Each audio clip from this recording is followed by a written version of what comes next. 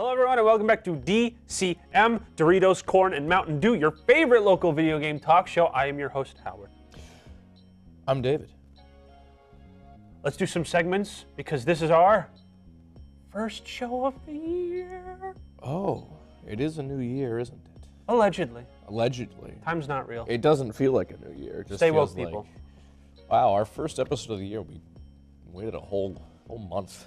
That's because we were busy. Yeah. We're still busy. How did we even find time to do this? I had to do a couple of legal things. Don't worry about it. Oh. Let's start off with the segments. What legal thing? Don't worry about it. I don't want to talk about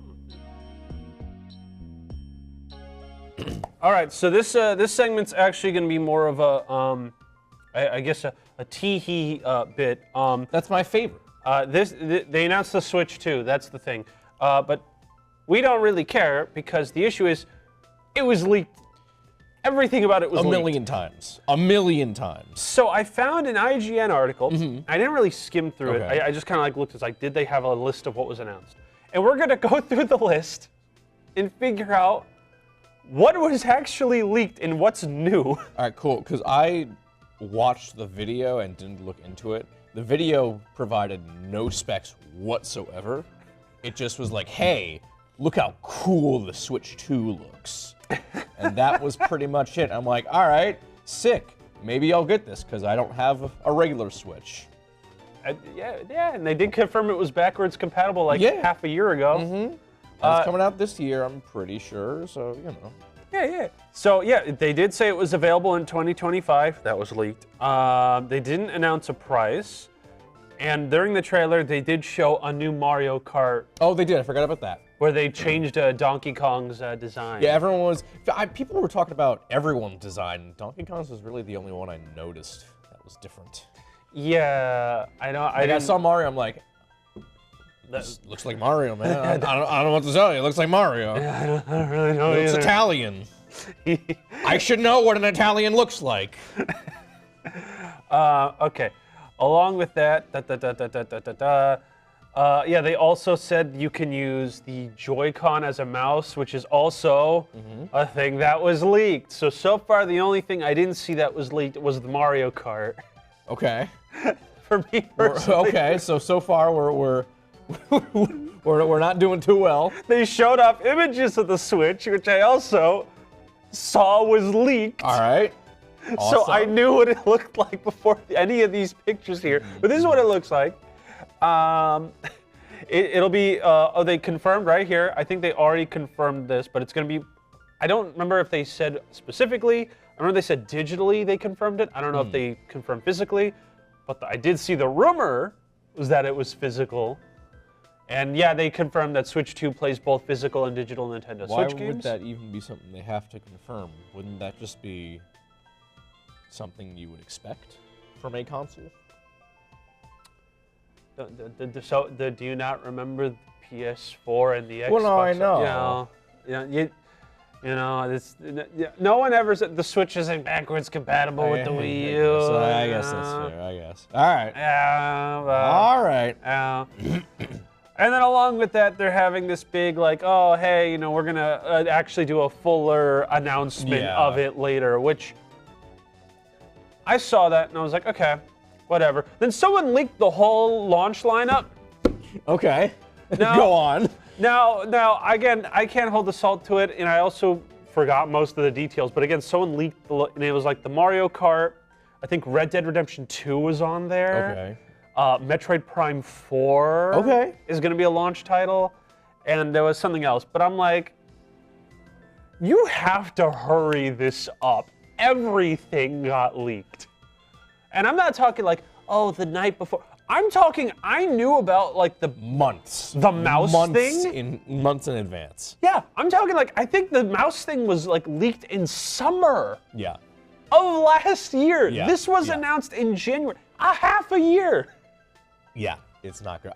I don't know why they waited so long to talk about this. Yeah, and every single time they just went, oh yeah, Nintendo Switch 2, it does exist, we are making it. And like, that's cool, but like, even this is still not a lot. I don't know. Yeah, it to me it felt like the most bare bones announcement just so they could say, yes, it's happening. Are you happy now? We're officially acknowledging it. Can you get off our backs, please? Yeah, can you go home or do something? It's like if you want, just everyone, all this stuff leaked already. Just come out and say all of that in the first place. And then don't make us wait 6 months to tell us this officially when people already know. Yeah, especially since like it's not like, oh man, the Switch 2 is gonna come with a hot pocket of it. It's not like these were like ridiculous leaks. These were 100% correct. Yeah. Now, I'm not talking one, I'm not talking two, I'm not talking three, I'm talking dozens of leaks that all said the same thing, and Nintendo confirmed all of them. Who's to say that lineup isn't fake? You know? Did you say it's coming with a hot pocket? Is that what I heard? Is that true? No, but I'm pretty sure, I think it was Papa John's. They made like a pizza warmer adapter for your PlayStation 5. I actually did see that. I did see that. You know, I barely use my PS5. I may as well get the Papa John's pizza warmer. Downside is you have to 3D print it. I do not. I don't have a 3D printer, but I know people who do. And the print for it is on I'm pretty sure it's Papa John's. I'll put it like a little under here if it's not Papa John's. But literally, they give you the thing, so all you have to do is just put it into your software, hit print, and guess who's getting Papa John's later? Let's go. Puts in Spider-Man 2, leaves it on the main menu to warm his pizza. Listen, man, they opened that new one last year. It's easier to get to now. I don't have to go all the way, like half an hour out of my way to get Papa John's now. You know what we should do? We should review games, but in a smaller format. Interesting. Tell me more. That means we should do our mini reviews! Whoa! That's a catchy title you got there. Thank you. Anytime.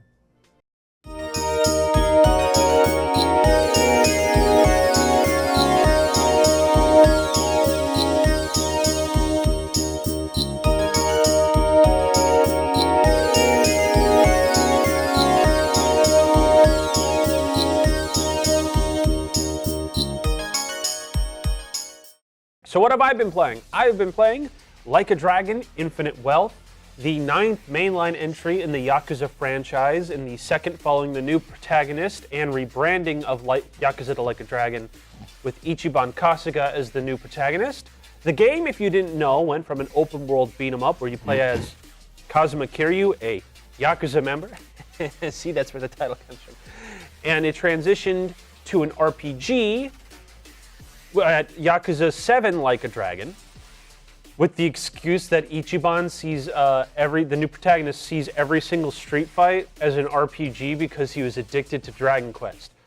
Yes, it's that funny and tongue-in-cheek, and yeah, it's great.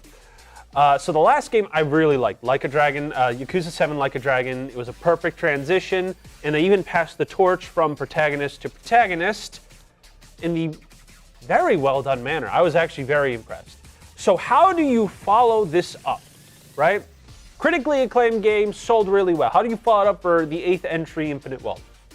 You bring back the first guy for some reason. The plot is that Ichiban is working to help ex-Yakuza members come clean and get honest work and good jobs. Then he gets canceled by a VTuber.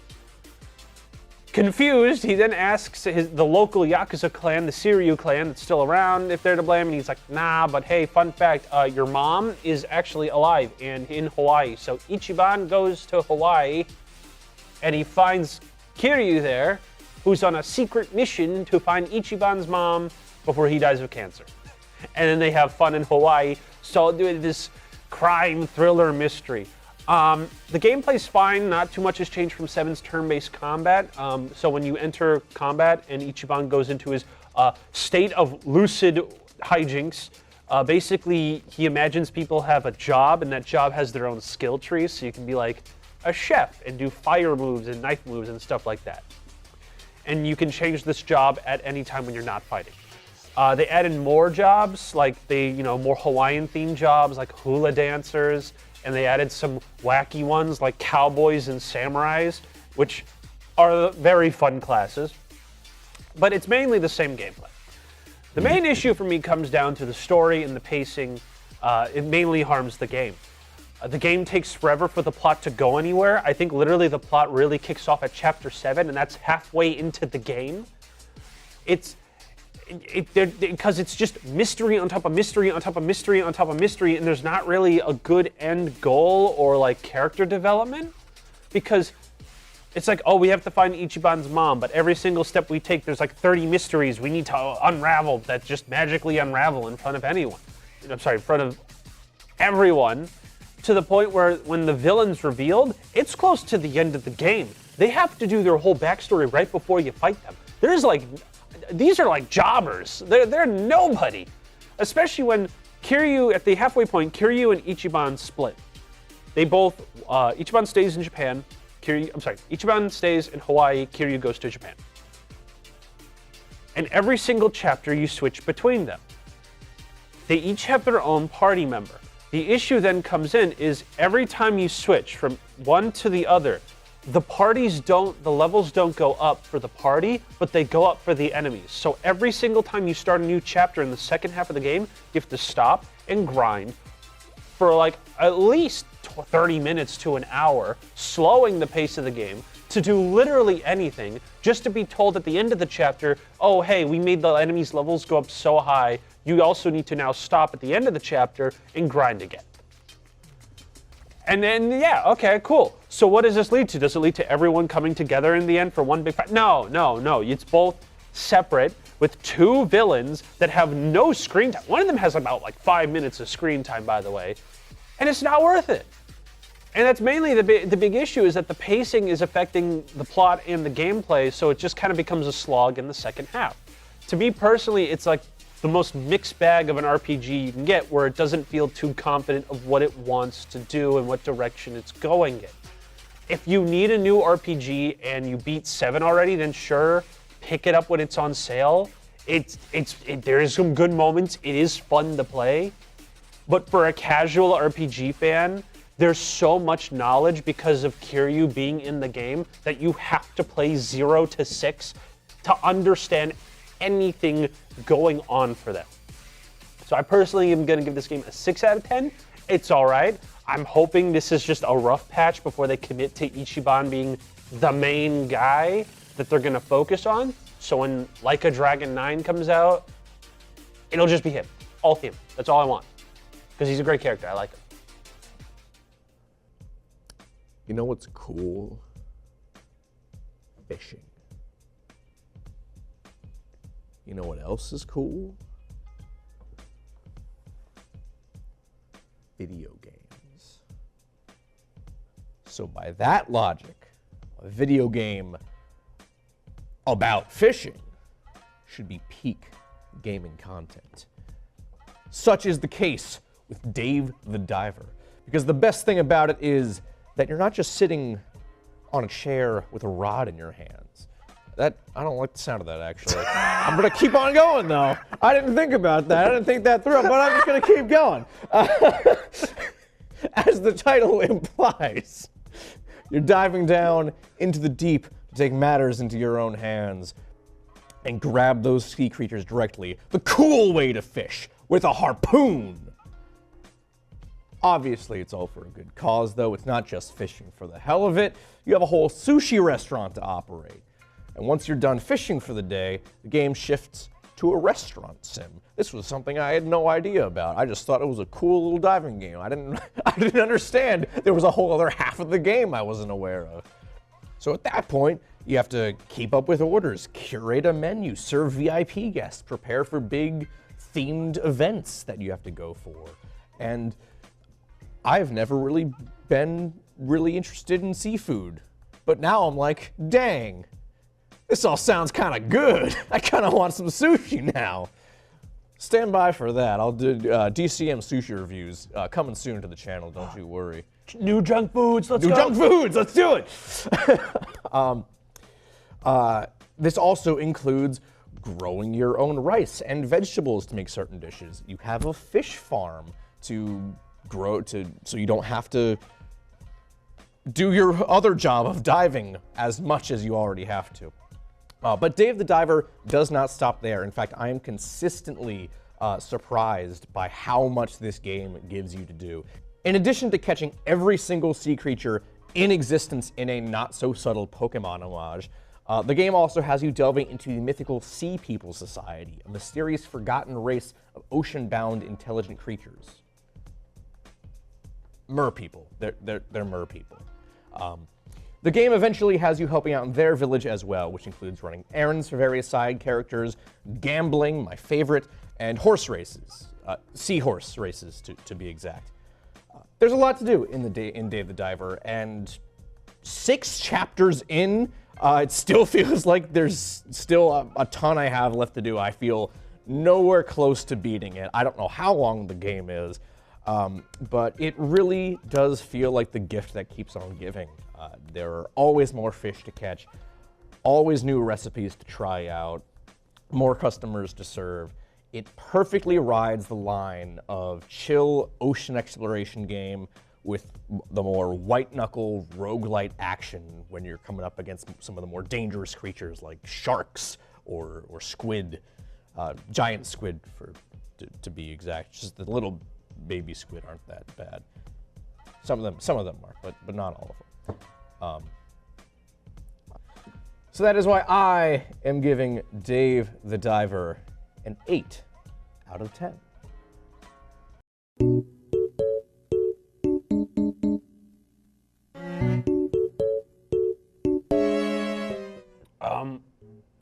Want to talk about beef? You want to talk about gamer beef? The gamer beef? I mean, sure. It means I get to make fun of Mr. Elon Musk. All right, so for those who don't know, the real... yeah, for those who don't know, Elon Musk is a goddamn loser. Yeah, the actual president of the United States, not Trump, Elon Musk, who right now has your Social Security and can basically deny you basically anything in the world at this point.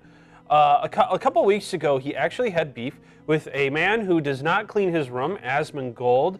Also, most gamers. Yeah, but no, this guy's bad. Like, he has like a whole full, like, I'm aware. I'm aware. He showed a picture of like 2 folding tables full of like Wendy's cups and like fast food that was just rotting there for like months. I don't know much about this guy other than I think he hates women and minorities. So like most gamers. Yeah, he's one of those. He's one of those keep your politics out of my games and then just talks nothing about politics about he likes. But these 2 losers apparently decided to have a little lover's spat, apparently. Because Elon Musk, because he loves being, he wants the Reddit karma, all right?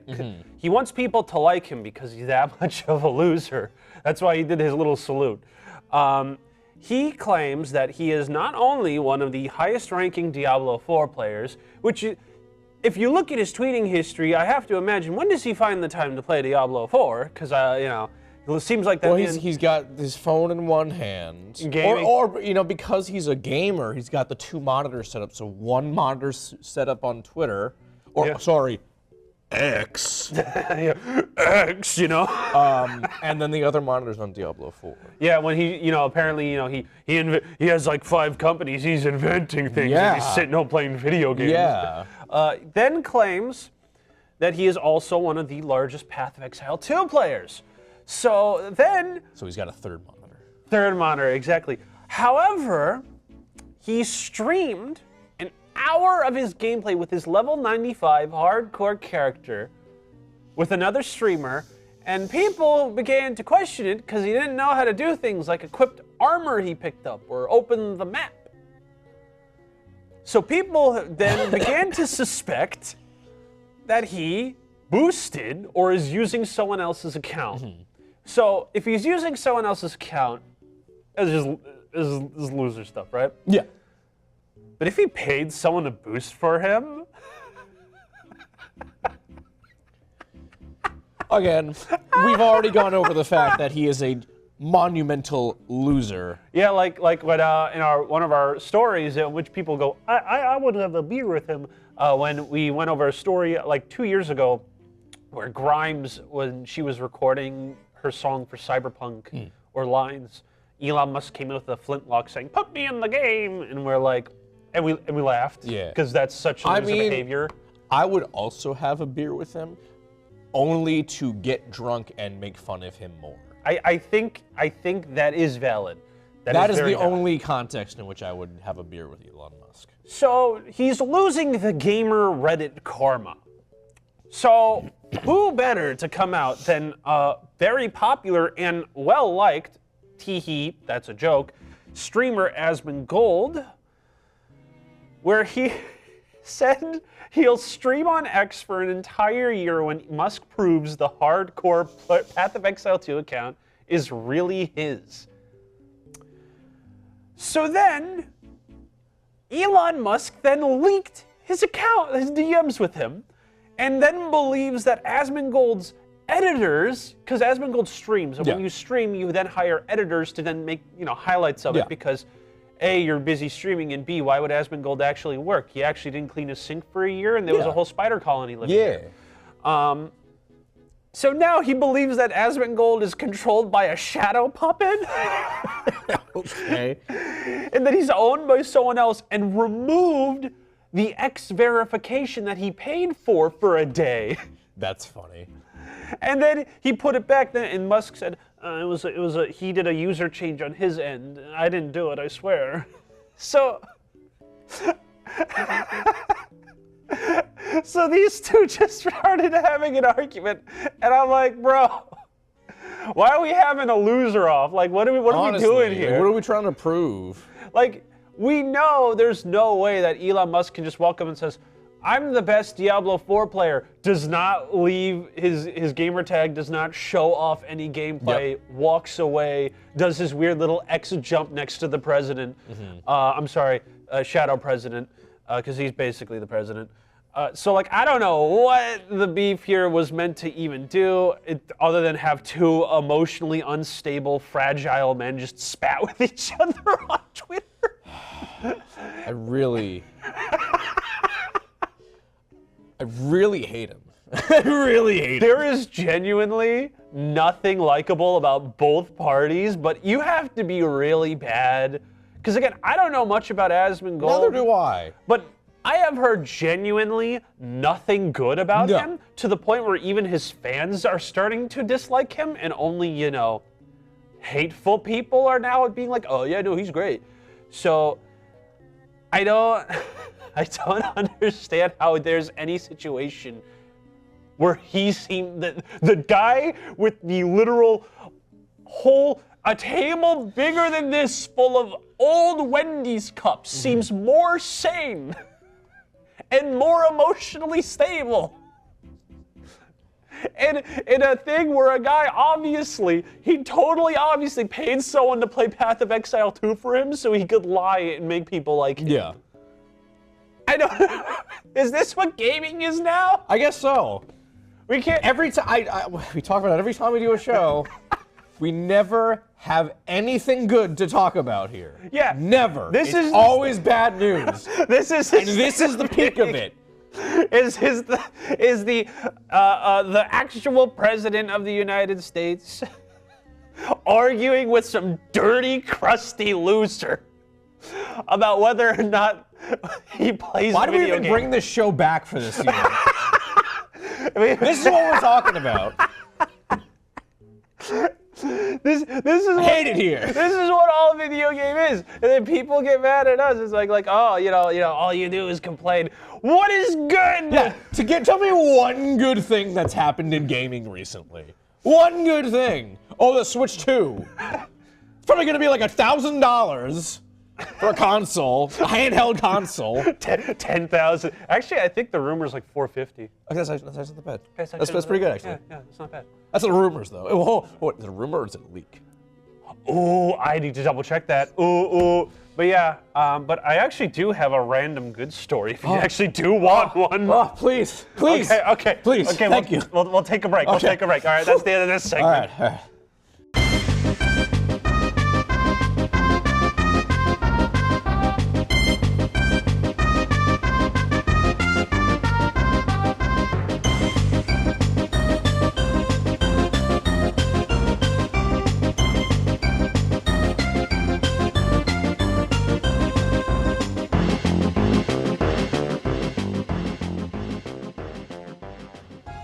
All right, so yeah, because Dave needs some positive reinforcement. Yes. I got this from Polygon. I knew about this, but I'll put it's Alice Giovanni. I didn't say that right. I'm sorry. I apologize. I'm going to put it right here, and because to reprimand my mistake. The Video Game History Foundation opens a digital archive of basically an online database of old magazines. Oh, that's neat. Yep. Basically, you can just look it up and, like, right here for a picture, find Computer Game Strategy issue 36, date released 1993. Okay. And it's basically high-quality scans of old video game magazines because they're trying to, like, preserve this. Yeah. So I'm going to assume they're going to try to go for Game Informer since it's not like that company's trying to keep that archived. Which this is actually really good because, like, magazines used to be, like, the point of information. Yeah. For, like, before the internet. And even when the internet was a thing, the early 2000s, magazines was still one of the most important thing. Nintendo Power was still big. I remember my dad used to get tips and tricks, and that's how I know about things like GTA, you know, a new GTA game, or all the new Dragon Ball games coming out, or like the PS3 being a thing, right? All this sort of information. I mean, that's the reason people were so crestfallen when Game Informer went under, because people had so many good memories of that. And that's kind of the downside of the sad transition from print media to then online forums to then deleting all the online forums and just shoving everything to Discord. I genuinely cannot stand that, because I remember someone, there was a rumor, there was this video, I forget who made it, I'll find the YouTuber, but there was this huge rumor for the longest time that Soul Calibur 3 was going to have Dante from Devil May Cry 3 as a guest character. And no one could find any magazine that pointed to where this came from. Until someone did some digging and found an old forum archive post of someone saying, I really want Dante from Devil May Cry in, and made it in custom character or something like that. And that was in an archived forum. I don't think anyone would be able to find that if that was in a random Discord, right? And that's why I kind of like this idea of internet, you know, archiving, you know, because you can't really archive the internet. People are trying, it moves too fast. We haven't had it. But these magazines, like, yeah, if you want to find, like, I don't know, where a rumor of San Andreas came in, you could find a magazine with an interview that could disprove that, or any, or I remember there was a magazine, an archive that showed the original vision of Borderlands, and it looks completely different. Okay. Right? Like, Borderlands did not look anything, it literally looked like a discount Halo. Like, it was that bad. Okay. Right? And that's why magazines are kind of really important, so we get, like, a view of these, like, you know, of the past in a way that isn't, you know, he said, she said. There's, like, actual print media. And I really hope this stays around, because it's a nonprofit and it's reliant on donations, and I'll leave a link for it below. Because I agree with this. This is really good. DCM is going to donate $10 million to the Video Game History Foundation. I have $10 million. Wait, we have $10 million? Not right now. Oh, I see what you're saying. Please don't make that, or else we'll get sued. Or don't make that claim. I haven't paid the taxes yet. We'll figure it out. Don't worry about it. We got time. We got time. We got time. Yeah. So, yeah, first episode done. It's in the books. We did it. Okay, bye. Oh, wow, that was Bye. Bye, I guess. Bye. Sure. Why? Did you want to say something? Did you want to say something, huh? Huh? Huh? You have something funny to say, funny man? No. See, it's a hard job, all right? And I'm not gonna. I didn't want to put that pressure on you, but you made me. It's right? okay. It's okay. Okay. I'll Bye, forgive everyone. you. Bye-bye. This time. This time. Goodbye.